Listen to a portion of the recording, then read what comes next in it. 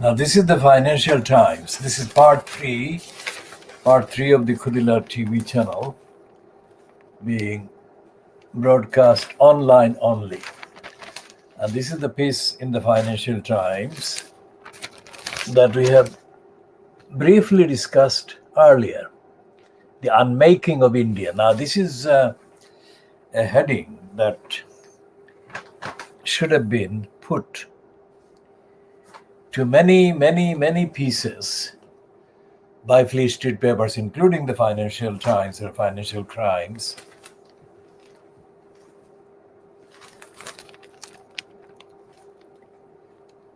In the years since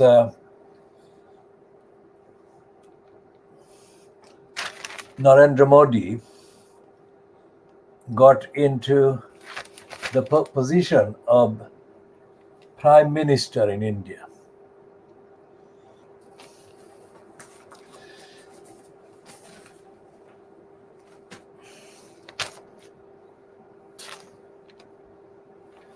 So we're going to get into the kind of details of this piece.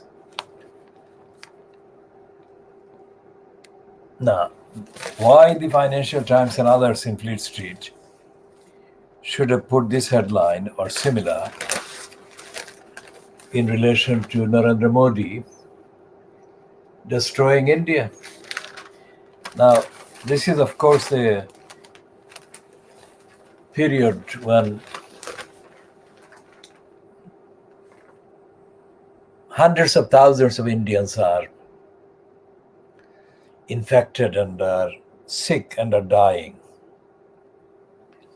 of the virus, COVID-19. And the story that the Financial Times is referring to is not possible to be told, literally told, in one piece in a single newspaper, because India is a demographically huge country. It has got anything between 1.3 to 1.4 or even more people within its borders.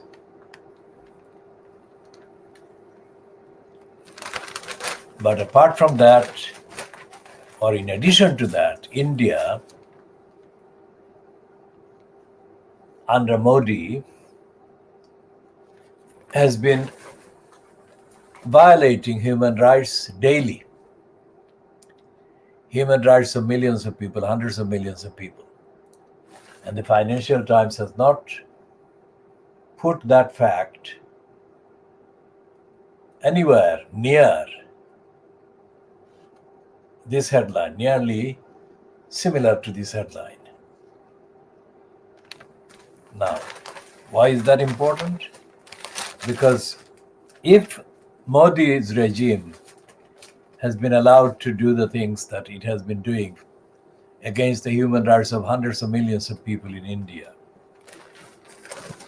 then it is only natural, that is logical, to expect that he would be violating the human rights of the very people whose gullibility and propensity to receive propaganda was the bank that he banked on, the fund, the bank on the voting fund voting bank that he banked on. Now, is it right to expect the Fleet Street papers to tell the truth? Of course it is. That is what they claim they are doing every time. But they're not. This piece by, who is it written by? It's a piece that is called as a historic piece written by the historian Ramachandra Guha. And the caption to the picture: Narendra Modi waves after giving a speech at the historic Red Fort in Delhi on India's Independence Day, August 15, 2020. And below, the burning pyres of victims of COVID deaths have become an all too common sight across India. And it's a picture by Associated Press, Zuma Press, iVine. These are the three agencies that have been given the credit for this picture of funeral pyres, Indians dying of COVID-19. Now, the fact that there is an Indian writing this piece, Ramachandra Guha,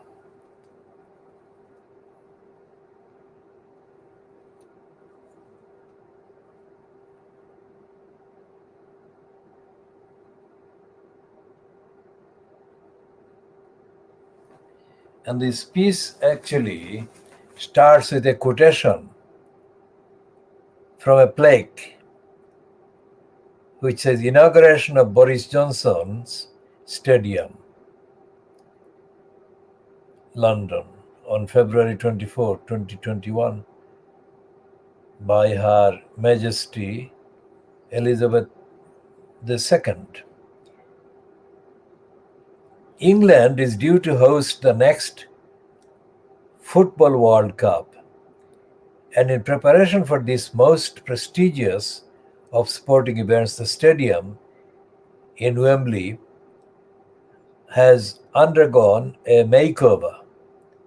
The refurbished stadium is ready a year before the tournament is scheduled to kick off. The head of the Football Association boasts that this is now the world's largest football stadium, seating more people and more comfortably than any such venue in Berlin, Rio de Janeiro, or Barcelona. A friendly match against old rivals, Germany, is arranged to show off the new premises. The Queen is invited by the Football Association to attend the event. She accepts since she likes an outing. The Chancellor of the Exchequer is also asked and is likewise happy to come. Just before kick-off, the Chancellor requests the Queen to declare the new stadium open. The monarch presses a button which lifts a curtain to reveal a plaque embedded into the stadium's entrance.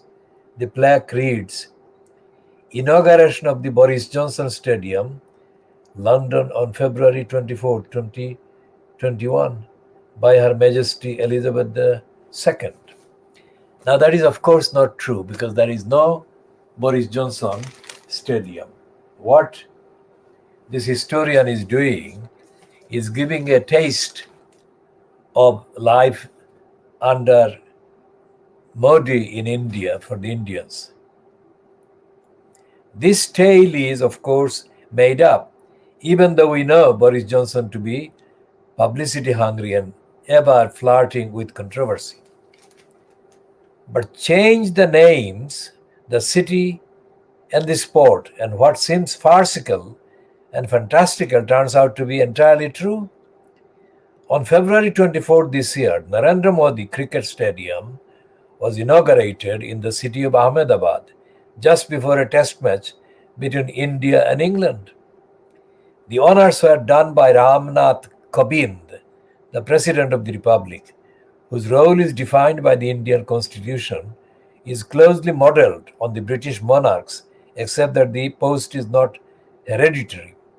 Standing next to President Kovind was Amit Shah, Home Minister of India, and second only to Prime Minister Modi in power and influence in the union government.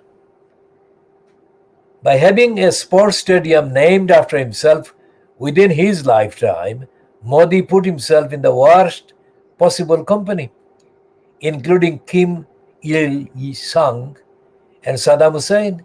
Yet what truly made it in bad taste was that India had just come through a dire 12 months.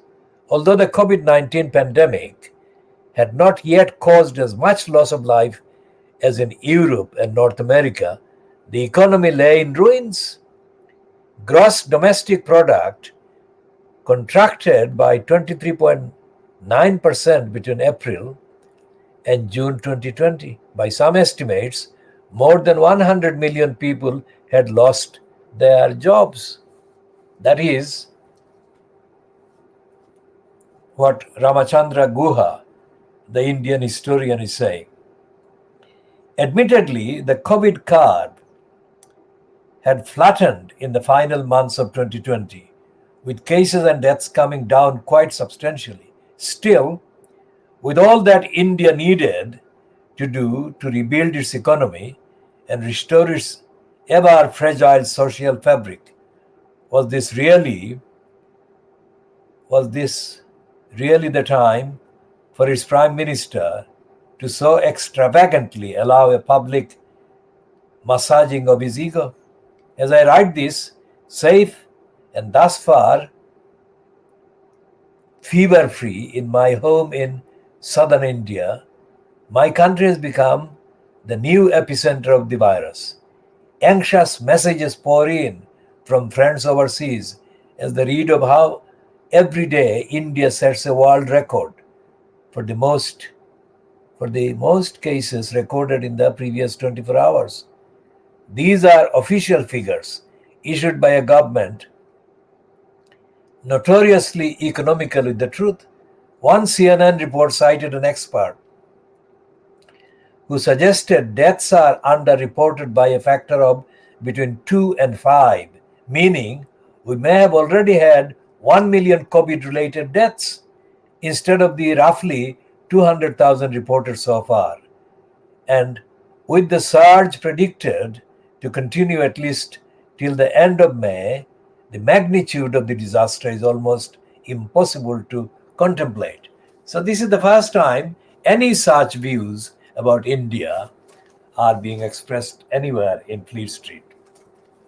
Not that they shouldn't be expressed, but that they have not been expressed, they should have been expressed.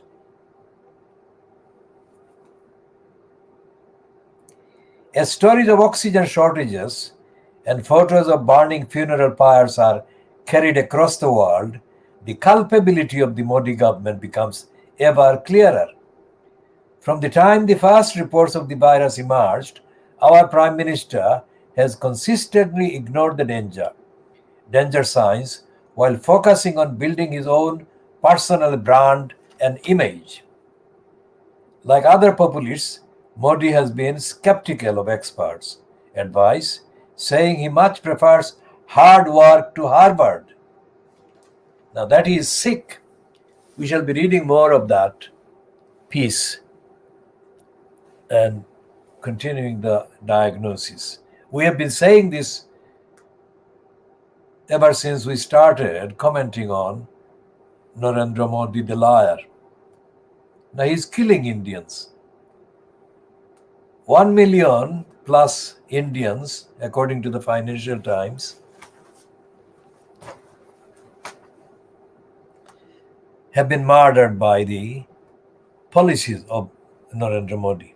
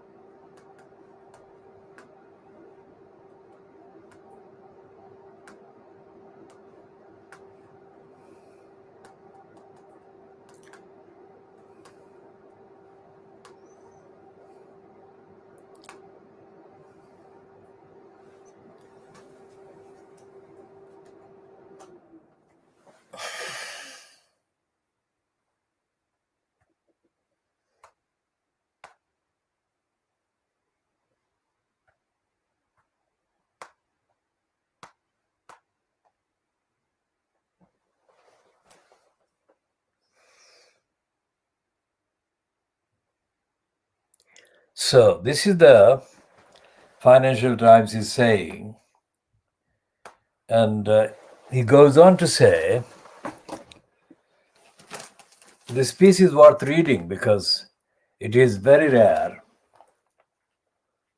It is very rare for a Fleet Street paper or any Western publication really to write anything truthful about India's crisis that has been building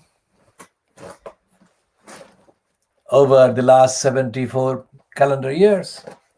The crisis in the phase of post-British Empire kind of years. Like other populists, Modi has been skeptical of experts' advice, saying he much prefers hard work to Harvard, where previous Indian prime ministers actively consulted scientists and economists in the making of public policy. Modi has preferred to trust his own instincts. The professional civil service and even the diplomatic corps have become more and more politicized, with growing emphasis on loyalty to the leader and his ideology. The pandemic has, in many ways, brought into sharp focus a more existential crisis for India: the creeping erosion of its democratic traditional values.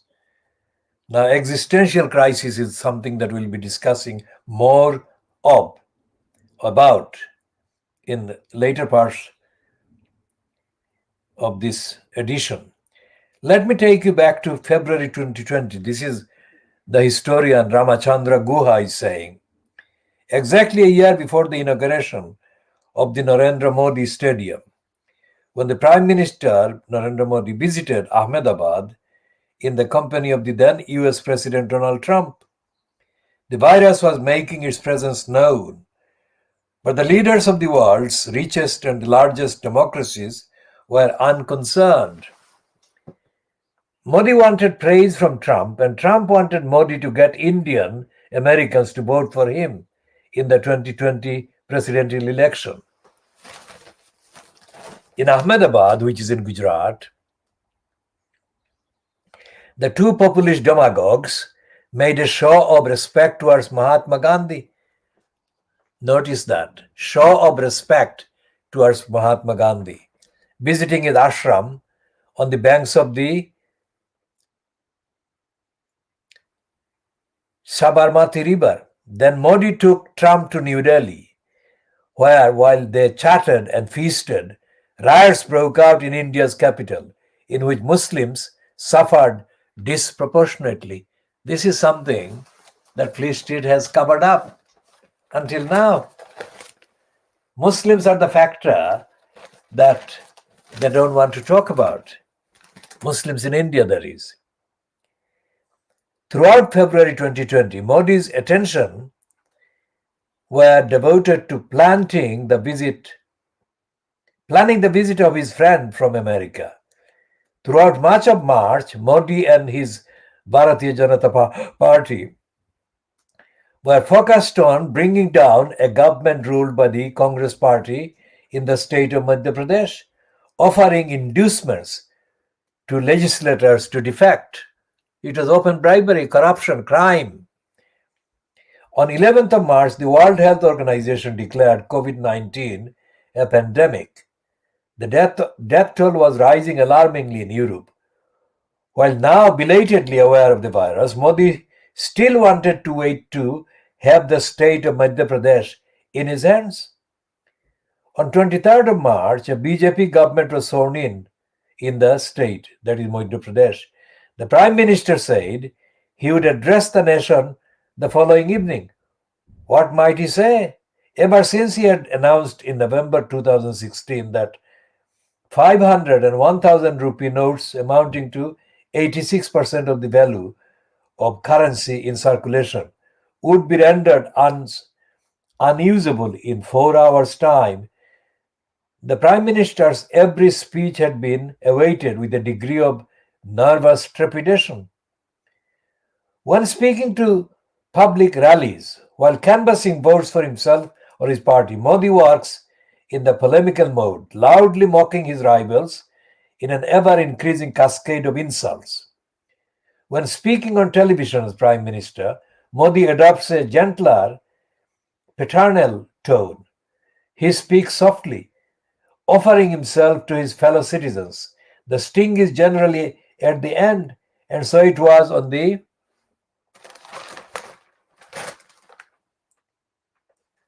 evening of 24th of March 2020, when he began by talking of the crisis that COVID-19 posed, before suddenly announcing that all of India in just 4 hours' time would be locked down for 3 whole weeks.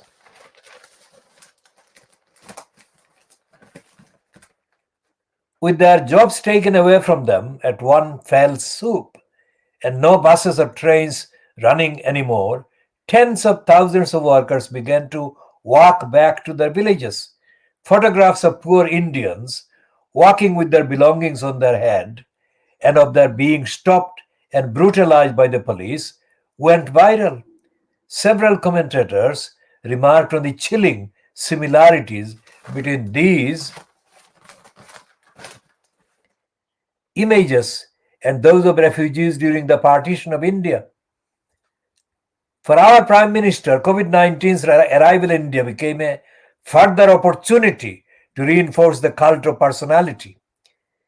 The choreographed speeches were one manifestation, with public broadcasting network Prasar Bharati crudely boasting that more people had tuned in to hear Modi speak than had watched the final of the hugely popular cricket tournament, the Indian Premier League. A second manifestation was the creation of a new fund with a diabolically well-crafted name, PM CARES, the acronym standing for Citizens Assistance and Relief in Emergency Situations. Modi's own photograph was prominently emblazoned on its website and would be on the publicity collateral and perhaps on the packaging of the supplies bought with it too. The fund's operations were opaque. Nobody knew how much money was collected or how it was to be spent. An appeal to the Supreme Court of India to mandate financial transparency was rejected. Of course, the Supreme Court is the worst court in the whole world. The Supreme Court is a joke.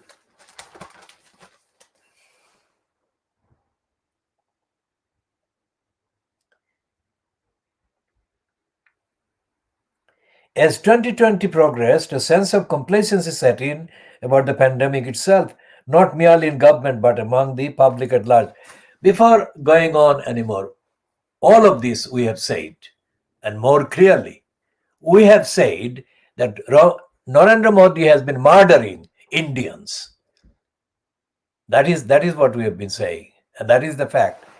But this piece, although it is nearer the truth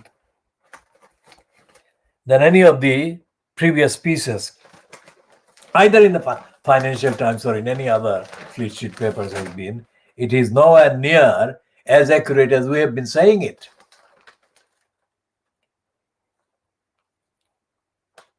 Some experts had claimed that India would be ravaged by the virus, with several 100 million people being affected. But when the number turned out to be far fewer, they were scolded by our prickly patriots. Our drains are not filled with bodies. Our hospitals have not run out of beds, wrote one prominent Delhi editor. Our crematoriums and graveyards are not out of wood or space. There is not even a cricket field size sliver of India anywhere that might help you make a convenient or macabre comparison with the Spanish flu of 1918, that editor added.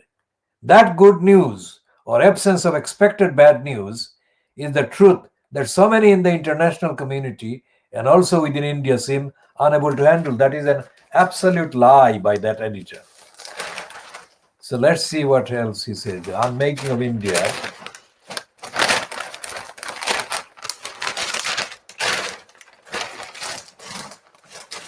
And this is the bottom, almost half of the piece by Ramachandra Guha. His books include India After Gandhi and Gandhi, The Years That Changed the World. He lives in Bangalore. So this piece continues by Ramachandra Guha. And we shall come to the rest of that piece in detail later.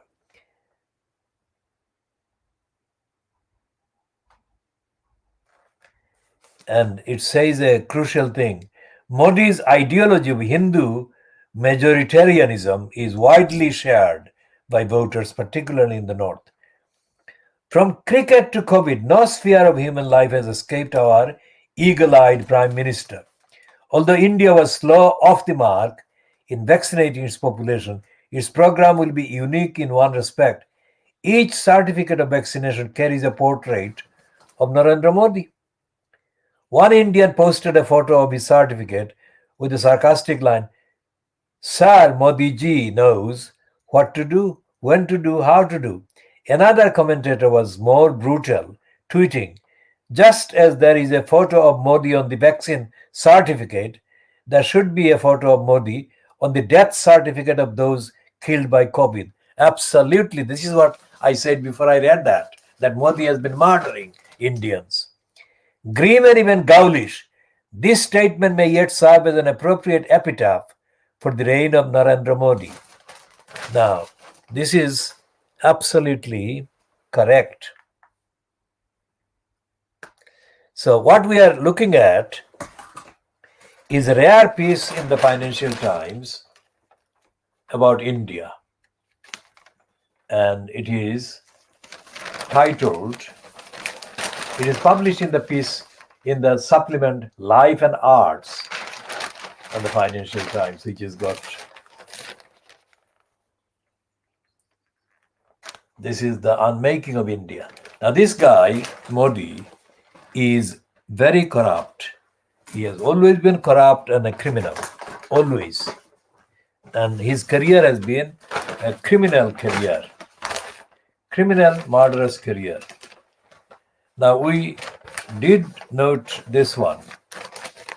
This is the name that sounds like Bengali. It could be South Indian. This is a woman called Nilanjana Roy, and she has written in this piece in the Financial Times, Weekend, FT Weekend, a kind of review of the two biographies. She is saying biographers, mythbusters or myth keepers. Now her review is about books or on Stephen Hawking and Philip Roth. Now, Philip Roth and Stephen Hawking are American and British. That doesn't, America and Britain do not equal the world. But she is saying, reading the world. She is not reading the world. Now, we have posted in our Twitter account that this particular piece, as presented by the Financial Times, vindicates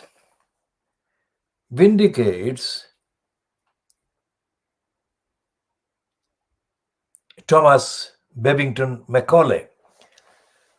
Thomas Babington Macaulay, the racist education theoretician, wrote in the 1830s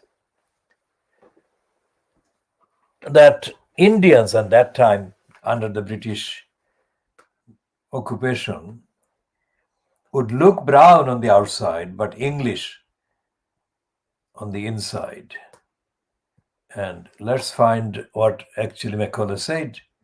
Remember, anyone watching this and anyone reading our posts and publications should be aware by now that we specialize in Contextually,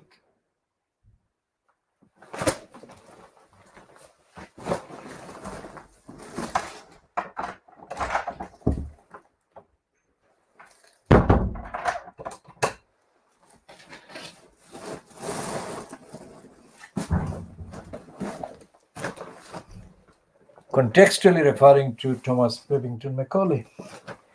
We shall be continuing this one in due course later.